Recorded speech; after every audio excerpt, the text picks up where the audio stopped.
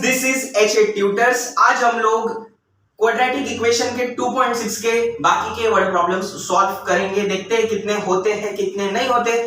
तो आज question number 3 से स्टार्ट करेंगे। मतलब लास्ट वाले वीडियो में हमने 1 और 2 कर लिया था, जो कि कंपैरेटिवली बहुत ज्यादा इजी वर्ड प्रॉब्लम्स थे, क्योंकि उनमें एक एक कंडीशन दी गई थी। बाकी क्वेश्चन नंबर 3 के बाद थोड़े से लेवल उनकी बढ़ाई गई है। तो बिना किसी टाइम पास के पहले वर्ड प्रॉब्लम सॉल्व करने के कुछ गोल्डन स्टेप्स देख लेते हैं, ठीक है। तो चलिए, सबसे पहले गोल्डन स्टेप्स मतलब क्या, ये कुछ ज्यादा सीक्रेट स्टेप्स है नहीं, बस ऑफिशियली स्टेप्स है जो आपको फॉलो करने हैं एक वर्ड प्रॉब्लम को सॉल्व करने के लिए, क्वाड्रेटिक वाली। ओके, तो सबसे पहली स्टेप क्या है, अंडरस्टैंड द क्वेश्चन। जो क्वेश्चन आपको दिया है उसको पहले समझ लो कि क्या दिया है, कैसे समझ ले। देखिए, जो क्वेश्चन इंग्लिश में दिया, आपकी इंग्लिश थोड़ी अच्छी होनी चाहिए, क्योंकि क्वेश्चन समझने में कोई गलती होना नहीं चाहिए, ठीक है। तो वो क्वेश्चन अगर आपको समझ जाए तो उसको आप अपनी भाषा में ट्रांसफर कर ले, ठीक है। किसको हिंदी अच्छी लगती है, किसको मराठी अच्छी लगती है, अपनी अपनी भाषा में आप ट्रांसफर कर ले और समझ ले क्वेश्चन को। सबसे पहला स्टेप, ठीक है, ये हो गया। सेकेंड स्टेप, जो पूछा है उसको लेट कर लो। जो क्वेश्चन में फाइंड करना है हम उसको ही लेट करेंगे।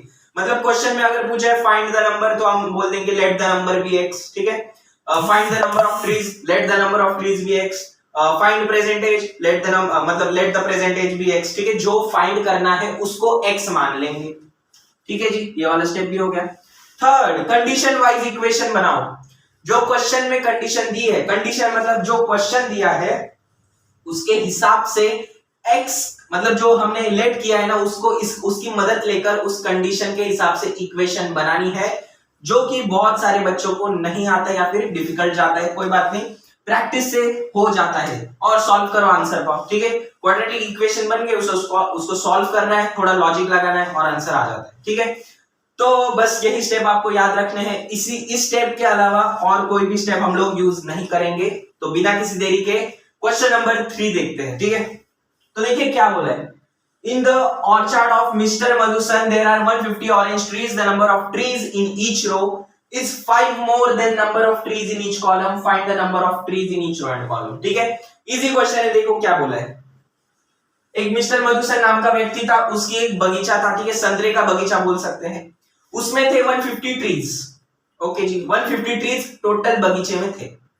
तो हमें क्या बोला है, the number of trees in each row, मतलब रो में जितने ट्रीज है वो 5 ज्यादा है कॉलम वाले ट्रीज से। ठीक से समझाते हैं। इन शॉर्ट, कॉलम में जितने ट्रीज है रोज में उससे 5 ज्यादा है।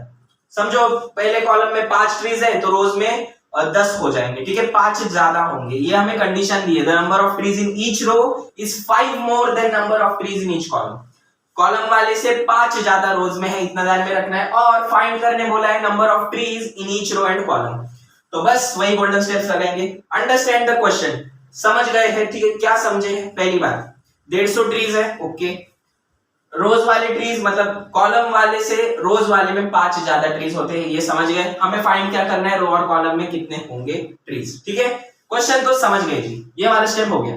जो पूछा है वो लेट कर लो। तो चलिए सॉल्यूशन में जो पूछा है उसको लेट करते हैं। लेट नंबर ऑफ ट्रीज इन, अब यहां पर मैं रो लू या कॉलम लू, यहां पर मैं रो लू या कॉलम लू, आप कुछ भी ले सकते हैं, ठीक है, आप कुछ भी ले सकते हैं, लेकिन कंडीशन वाइज वो सेटिस्फाई होना चाहिए। तो मैं यहां पर अगर कॉलम लेता हूं, let the number of trees in a column be x, in a column be x. तो क्वेश्चन में हमें क्या बोला है कि रोज में 5 ज्यादा है कॉलम से, तो let number of trees in a row, ठीक है, यही बार छाप देना है, इन a row B, row B नहीं, इन अ रो विल बी, ठीक है, विल बी। तो ये कॉलम वाले है, कॉलम वाले से 5 ज्यादा रोज में है, मतलब कितने हो जाएंगे, x + 5, ठीक है। थोड़ा सा दिमाग लगाओ, अगर कॉलम में x ट्रीज है तो रोज में x + 5 हो जाएंगे, क्वेश्चन में दिया है, ठीक है जी। सेकेंड स्टेप भी कंप्लीटेड, लेट कर लिया। Third step, condition wise question बना लो। सबसे पहले लिख लो by given condition, by given condition, okay जी। बहुत से आगे क्या करें, देखो कंडीशन समझ लो। पहली बात क्या दी है, in the orchard of mister Madhusan there are 150 orange trees. इनका तो काम हो गया, ये वाली का काम हो गया है। कहां पर, यहां पर। तो अभी बचा क्या 150 ऑरेंज ट्रीज इन टोटल। अब देखो रोज और कॉलम्स की अरेंजमेंट कैसी होती है। एक एग्जांपल लेते हैं, ठीक है। क्वेश्चन को 2 मिनट के लिए भूल जाओ, पहले एक एग्जांपल लिखते हैं। ये जो वर्टिकल वाले होते हैं इनको हम कॉलम बोलते हैं और ये जो हॉरिजॉन्टल वाले होते हैं इनको हम रोज बोलते हैं। इस तरह से वो ट्रीज की अरेंजमेंट की गई है। तो अगर मेरे को टोटल नंबर ऑफ ट्रीज चाहिए तो मैं इनको काउंट करूंगा, जो कि बहुत ज्यादा लंबा प्रोसेस है। इसको शॉर्ट में कैलकुलेट करने के लिए क्या करना पड़ता है, number of trees in each row, एक रो में कितने ट्रीज है और एक कॉलम में कितने ट्रीज है उनको मल्टीप्लाई कर दो। देखो रोज में मतलब रो में कितने हैं 1 2 3, तो 3 इंटू कॉलम में कितने हैं 1 2 3 4, 3 इंटू 4 12। काउंट करके देख लो 12 भी आएगा, ठीक है। ये एक एग्जांपल था कि हम इनका मल्टीप्लिकेशन करके टोटल नंबर ऑफ ट्रीज निकाल सकते हैं, ठीक है जी। आगे तो बस यही वाली टेक्निक यहां पर यूज कर लेंगे। टोटल 150 ट्रीज है तो x into x plus 5 equals to 150, ठीक है जी। नंबर ऑफ कॉलम्स मतलब number of trees in each column into number of trees in each row, दोनों का मल्टीप्लिकेशन 150 है तो मल्टीप्लाई कर देंगे x into x x square plus x into 5 5x। ये 150 प्लस कर रहे इधर आके माइनस कर जाएगा इक्वल टू 0। क्या क्वाड्रेटिक इक्वेशन बन गई? हाँ जी, कंडीशन वाइज इक्वेशन भी बन गई। सॉल्व करो आंसर पाओ, सॉल्व कर दे इसे फैक्टराइजेशन से, ठीक है। आप जो चाहे मेथड लगा लो, ठीक है, नो प्रॉब्लम। ऐसे दो नंबर जिनका मल्टीप्लिकेशन -150 है और उनका एडिशन क्या है 5 है, तो ये दो नंबर्स ऐसे आते हैं 10 और -5। हाँ जी 10 और -5 नहीं जी, ये आ जाएंगे 15 और 10, ठीक है जी। सॉरी ये आ जाएंगे 15 और 10, तो बस इसमें लिख देंगे x square plus 15x minus 10x minus 150 equal to 0। यहां से x को कॉमन ले लेंगे, कॉमन वगैरह लेना, इक्वेशन सॉल्व करना 2.2 में अच्छे से सिखाया हुआ है। अगर यहां से x कॉमन ले लेंगे तो यहां से x आ जाएगा बाहर, बचेगा x plus 15 minus 10 x plus 15 equal to 0, ठीक है जी। आगे ये आ जाएगा x minus 10 x plus 15 equal to 0। क्यों जी? यहां पर दो बार x प्लस 15 मल्टीप्लाई कर रहा है, कॉमन लेकर एक बार लिख दिया, बचा क्या x माइनस 10, ठीक है जी। ये दो फैक्टर्स आगे, इनको इंडिविजुअली 0 कर देंगे तो x माइनस 10 इक्वल टू 0 और x प्लस 15 इक्वल टू 0, ठीक है जी। तो यहां से x की वैल्यू क्या आ गई प्लस 10 और यहां से x की वैल्यू क्या आ गई minus 15।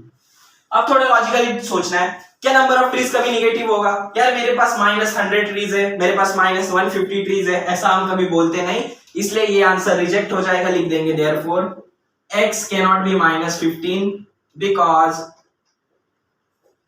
number of trees cannot be negative.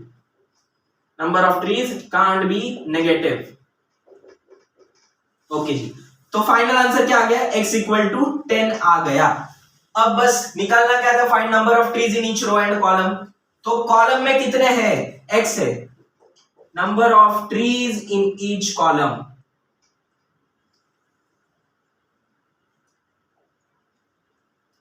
कितने हैं? x है और x की वैल्यू क्या है 10, मतलब 10 ट्रीज इन अ कॉलम है। और वैसे ही छाप देंगे इन ईच रो, तो रो में कितने थे? x प्लस 5, तो लिख देंगे x plus 5 equal to 10 plus 5 that is 15। हाँ जी आ गया आंसर। कुछ नहीं, बस ये स्टेप्स ही तो फॉलो किए और कुछ नहीं, बस प्रैक्टिस करके अच्छे से आ जाएगा। ओके जी, तो आई होप समझाए। चलते हैं अगले क्वेश्चन पे।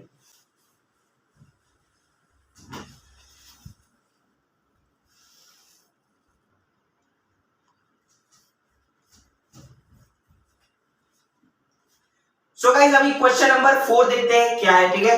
जो स्टेप्स है वो याद रखने, उन्हीं स्टेप्स को फॉलो करके ये वाला क्वेश्चन भी सॉल्व कर लेंगे, ठीक है। तो जल्दी से आ जाइए सॉल्यूशन। सबसे पहला स्टेप क्या था? क्वेश्चन को समझ लो। तो चलिए समझते हैं। विवेक इज 5 इयर्स ओल्डर देन किशोर।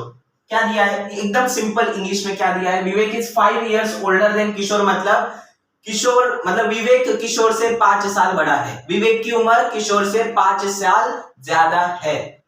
अगला क्या है? The sum of their reciprocal, मतलब sum of the reciprocal of their ages is 1/6। उनकी जो अभी प्रेजेंट एज है उसकी रेसिप्रोकल कर दे और उनका सम कर दे तो 1/6 आता है, ये दिया है। रेसिप्रोकल मतलब उल्टा कर देना, उनकी एजेस को उल्टा कर दे और उनका सम कर दे तो 1/6 आता है। हमें फाइंड क्या करना है, उनकी प्रेजेंट एज फाइंड आउट करनी है।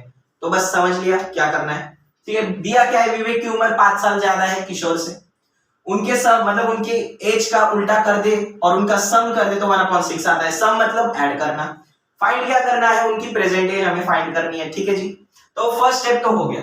सेकंड स्टेप क्या होता है, लेट कर लो। लेट भी क्या करना है, जो क्वेश्चन में पूछा है, जो फाइंड करना है उसी को x मान लो। तो find there present ages. Sir यहाँ पर तो विवेक और किशोर दोनों है, इनमें से कोई कौन ले, कोई भी ले सकते हो, बस कंडीशन सेटिस्फाई होनी चाहिए। तो यहाँ पर हम अगर विवेक ले ले, चलो ठीक है, अरे भाई मारकर, हाँ जी विवेक ले लेते हैं। Let present age of Vivek, let present age of Vivek be x, ठीक है जी। ले सकते हैं कोई भी, दोनों अगर दो नाम दिए वो दो एज निकाली हो तो उनमें से कोई भी एक ले सकते हैं। लेकिन अगर दूसरे को मतलब इसके बाद अगर हम किशोर को अज्यूम करें ना, वो कंडीशन सेटिस्फाई होनी चाहिए, तो देखते हैं कैसे होती है। तो भाई therefore present age of Kishore will be, of Kishore will B,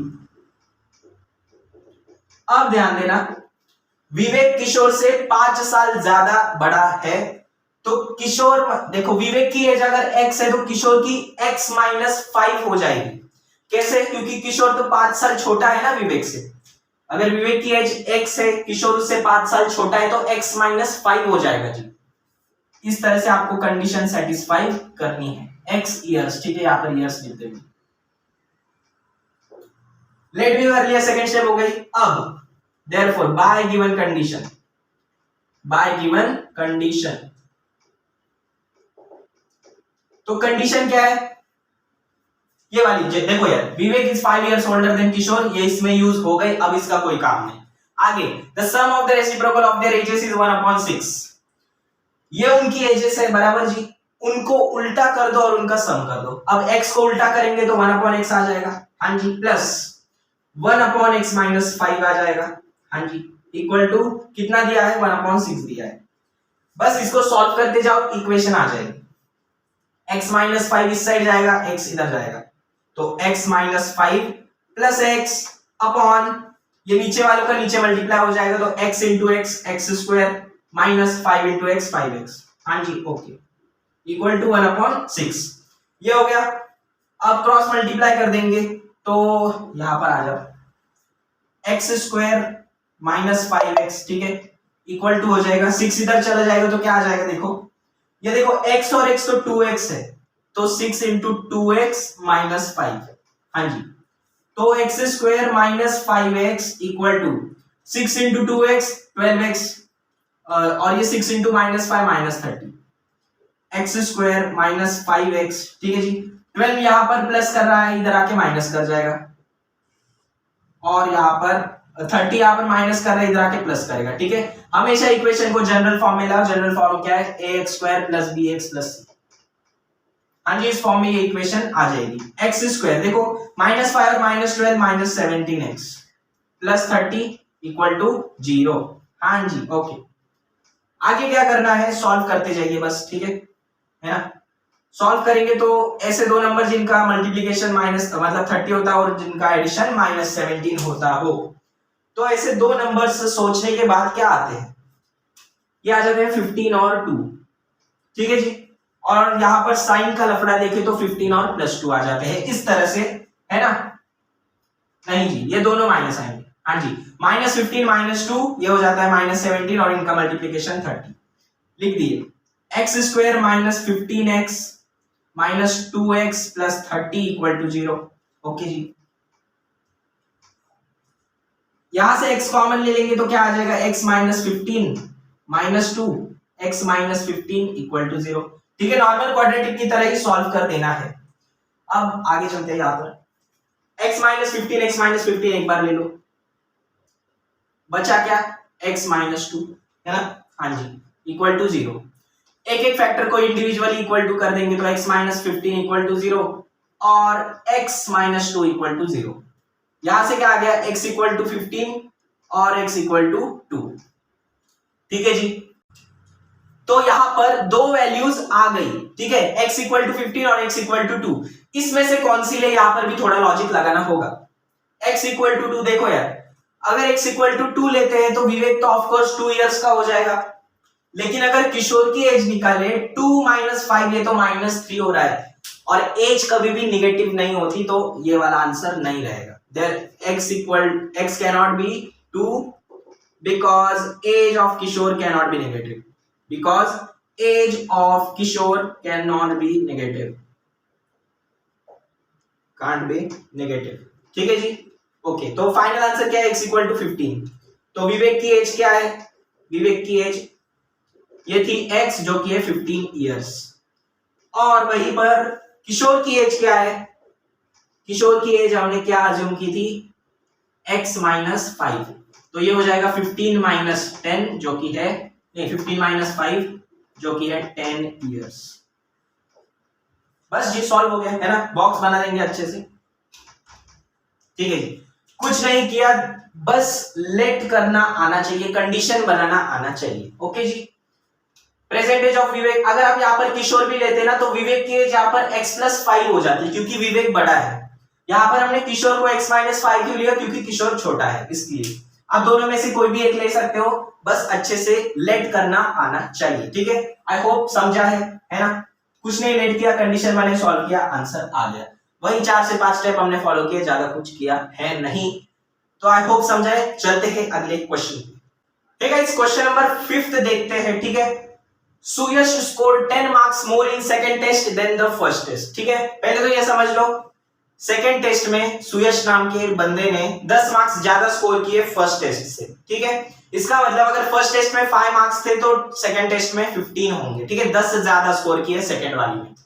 क्या दिया है आगे, 5 times the marks in second test is equal to square of marks in first unit test. मतलब क्या, सेकेंड यूनिट टेस्ट में जो मार्क्स मिले थे, अगर हम उनका 5 टाइम्स कर दे, मतलब इंटू 5 कर दे, तो वो इक्वल हो जाता है फर्स्ट मार्क्स वाले स्क्वायर की। ठीक है, इसे सॉल्व करेंगे तो समझेगा, बस ठीक ठाक क्वेश्चन समझ जाना चाहिए। क्या पूछा है, find the score in first unit test. Okay जी, जो पूछा है उसको पहले लेट कर लो, क्वेश्चन तो हमने समझ लिया, जो पूछा है उसको लेट कर लो, तो सॉल्यूशन। ठीक है जी, सॉल्यूशन लेट, क्या दिया है, score in first unit test ना, तो let score in first unit test be x, बस। ओके, तो therefore score in second unit test will be, score in second unit test will be, देखो दिमाग लगाओ, Suyash scored 10 marks more in second test then the first, तो second test में 10 marks उसने ज्यादा score किए, मतलब x+10 हो जाएगा जी। फर्स्ट वाली मार्क्स, मतलब फर्स्ट टेस्ट के मार्क्स से 10 से ज्यादा सेकेंड में स्कोर किया है, तो सेकेंड वाले तो x+10 हो जाएगा जी, है ना, x+10। ठीक है जी, ये हो गया। आगे क्या कंडीशन दिए, ये वाली कंडीशन का काम हो गया, ये वाली जो है ना, इसका काम हो गया। आगे लिख देंगे by given condition, by given condition. क्या कंडीशन दी है, 5 times the marks in second unit test, ये सेकेंड यूनिट टेस्ट वाले मार्क्स से इनका 5 टाइम्स कर लो, 5 इंटू x+10। ठीक है जी, ये इक्वल होते हैं फर्स्ट यूनिट टेस्ट के मार्क्स के स्क्वायर के, तो फर्स्ट यूनिट टेस्ट के मार्क्स x थे, इसका स्क्वायर, ये आ गया जी। अब बस सॉल्व कर देंगे, 5 into x 5x plus 5 into 10 50 equal to x²। General form में लाएंगे तो ये हो जाएगा x², 5x उधर जाएगा तो -5x, 50 उधर जाएगा तो -50 इक्वल टू 0। ठीक है जी, हाँ, ये क्वाड्रेटिक बन गई जी, इसको सॉल्व करेंगे। ठीक है, तो यहाँ पर दो नंबर जिनका मल्टीप्लिकेशन -50 है और इनका एडिशन -5 है, तो ऐसे दो नंबर सोचने के बाद आते हैं ये वाले, और साइन का रफड़ा देखे तो इस तरह से। हाँ जी, सोचो थोड़ा, ठीक है, फैक्टराइजेशन में सोचना बहुत पड़ता है। आगे बस यहाँ पर लिख देंगे वही, x² - 10x plus 5x -50 equal to 0। आगे सॉल्व करते हैं। यहाँ पर देखो, यहां से x कॉमन ले लेंगे तो बचेगा क्या, x - 10 plus 5 x minus 10 equal to 0, है ना? हाँ जी। अब x माइनस 10 दो बार है, एक बार ले लो। x माइनस 10 इंटू बचा क्या, x प्लस 5 इक्वल टू 0। दो फैक्टर्स आ गए, इनको इंडिविजुअली एक एक को 0 कर दो और x प्लस 5 इक्वल टू 0। ये हो गया। यहां से x की वैल्यू 10 आ रही है और यहां से x की वैल्यू माइनस 5 आ रही है, लेकिन मार्क्स कभी नेगेटिव नहीं होते, तो ये हो जाएगा एक्सक्लूड रीजन, लिख देंगे marks can not be negative, marks can not be negative. Okay जी, तो आंसर क्या आ गया, x इक्वल टू 10। तो लिख देंगे score in first unit test, score in first unit test was, first unit test was 10 marks. Question solve हो गया जी। ठीक है, कुछ नहीं किया है, बस बेसिक स्टेप्स हमने फॉलो किए और ये वाला क्वेश्चन भी हो गया। दो कंडीशन दी थी, ठीक है, इसको तो कंडीशन बोलेंगे नहीं यार जी, जो मेन होता है ना 5 टाइम्स वगैरह का, वो कंडीशन माना जाता है। ये तो बस हमें दिया होता है लेट करने की, उसका क्वेश्चन को पूरा पूरा इस्तेमाल करना पड़ता है। हाँ जी, और ये आंसर आ गया। आई होप समझा है। चलते हैं अगले क्वेश्चन। सो गाइस, आज का लास्ट क्वेश्चन देखते हैं, ठीक है, बाकी वाले अगले लेक्चर में करेंगे। तो 6th क्वेश्चन क्या बोलता है ना, 6th वाले ही ना, हाँ जी, ओके। 6th वाला क्वेश्चन क्या बोलता है, मिस्टर कसम runs a small business of making earthen pots. कसम नामक एक व्यक्ति मटके बनाने का बिजनेस करता है, ये समझ गए जी, okay. He makes certain number of pots on daily basis, ठीक है, मतलब वो कुछ पॉट्स बनाता है, कुछ नंबर ऑफ पॉट्स हर रोज बनाता है, ठीक है, मतलब एक पर्टिकुलर मटके, मतलब वो 5 मटके दिन का बनाता ही बनाता है। इस तरह से वो कोई ना कोई नंबर ऑफ मटके रोज बनाता है, ठीक है जी। आगे, production cost of each pot, एक मटका बनाने का खर्चा क्या दिया है जी, 40 ज्यादा, मतलब 40 more than 10 times the number of pots he makes a day. Number of pots मतलब नंबर ऑफ पॉट्स जो बनाता है उसका 10 टाइम्स मतलब इंटू 10, और उसमें 40 और जोड़ दे तो उतना होता है प्रोडक्शन कॉस्ट ऑफ 1 पॉट, मतलब उतना होता है एक पॉट को बनाने का खर्चा। जब सॉल्व करेंगे ना ये सारी चीजें इजी होते हैं, मतलब होते जाती है। क्या दिया है, if production cost of all pots is 600, मतलब सारे मटके, दिन का जितना मटका वो बनाता है वो सारे मटके बनाने के पूरा खर्चा 600 रुपए है। तो हमें पूछा है कि एक मटका बनाने का कितना खर्चा होगा और वो कितने मटके बनाता है। Find production cost of 1 pot and number of pots he makes a day. तो पहली बार क्वेश्चन तो हम लोग समझ गए हैं, पहले तो सॉल्यूशन पे आते हैं। यहां पर क्या लेट करें, हर बार कंफ्यूजन होता है कि क्या लेट करें कि आंसर आ जाए, ठीक है। जो सिंपल लगता है वो लेट कर लो और जो समझने में आसानी होगी वो लेट कर लो। देखो क्या दिया, production cost of each pot is 40 more than 10 times the number of pots, मतलब नंबर ऑफ पॉट्स पर उसकी प्रोडक्शन कॉस्ट डिपेंड करती है। ऐसा थोड़ा सा दिमाग चलाकर हम यहाँ पर लेट कर लेते हैं। एक्चुअली आप कुछ भी कर सकते हो, लेकिन जो सिंपल वे है ना वो करो। तो लेट कर लेंगे, late the number of pots he makes a day bx, late the number of pots he makes in a day bx, in a day bx, ठीक है जी। और therefore there the production cost of each pot, the production cost of each pot will be, देखो पहली बार क्या दिया है 40 more than, तो पहले ही 40 प्लस कर देंगे, 40 मोर देन बोला है मतलब 40 प्लस करना ही है। 10 times the number of pots he makes a day, तो number of pots he makes a day x है, उसका 10 टाइम्स मतलब 10 into x that is 10x। ये बन गए, लेट हो गया। लिख देंगे by given condition, by given condition. बाकी बची कंडीशन क्या है, if production cost of all pots is 600, 600 रुपया लगता है दिन का सारे मटके बनाने में, तो नंबर ऑफ पॉट्स मतलब नंबर ऑफ मटका इनटू हर एक का खर्चा 600 आ रहा है। तो सीधी सी कंडीशन क्या बन जाएगी, नंबर ऑफ पॉट्स इनटू एक का production cost that is 40 plus 10x, ये होता है अपने पास 600। सर ये डायरेक्टली इनटू कैसे किया, अरे देखो ना यार, नंबर ऑफ पॉट्स वो जितने बनाता है, एक के लिए जितना खर्चा होता है, उनको मल्टीप्लाई करेंगे तो 600 ही तो आएगा, है ना। तो उसी तरह से अब आगे क्या करना है, देखो x into 40 40x plus 10x into x 10x square equal to 600। Okay जी, आप पहले जनरल फॉर्म में लेके आओ, नहीं तो पहले उसको सिंप्लीफाई करो, कुछ भी चलता है, ठीक है। पहले तो जनरल फॉर्म में लेके आएंगे, चलो। तो ये आ जाएगा 10x स्क्वायर प्लस 40x, 600 को इस साइड लाएंगे तो -600 इक्वल टू 0। ये आ गया। आगे क्या करना है, देखो इतने बड़े बड़े नंबर्स कैलकुलेट नहीं हो, मतलब कैलकुलेट कर सकते हैं लेकिन फालतू में क्यों काम बढ़ा, तो डायरेक्टली हर एक को 10 से डिवाइड कर दो। तो 10x स्क्वायर अपॉन 10 प्लस, आप ऐसा कर सकते हो, ठीक है, इक्वल टू माइनस है ना, हाँ, -600 अपॉन 10 इक्वल टू 0। हम कभी भी एक के साथ ही छेड़छाड़ नहीं कर सकते, हमें सबके साथ छेड़छाड़ करनी पड़ेगी, ठीक है जी। तो इससे क्या हो जाएगा, इक्वेशन इजी हो जाएगी, है ना। तो यहां से 10 से 10 गया, 10 1 जा 10 4 जा 10 1 जा 10 60 जा, ये आ गया जी। फाइनल इक्वेशन क्या बन गई, x square plus 4x minus 60 equal to 0। बहुत ज्यादा इजी इक्वेशन अभी आ गई। ऐसे दो नंबर जिनका मल्टीप्लिकेशन -60 हो और इनका एडिशन +4 हो, ये होते हैं 10 और 6, ठीक है, 10 और -6, है ना, हाँ जी, यही होते हैं। तो x square plus 10x minus 6x minus 60 equal to 0। x common ले लेंगे तो x plus 10 minus 6x plus 10 equal to 0।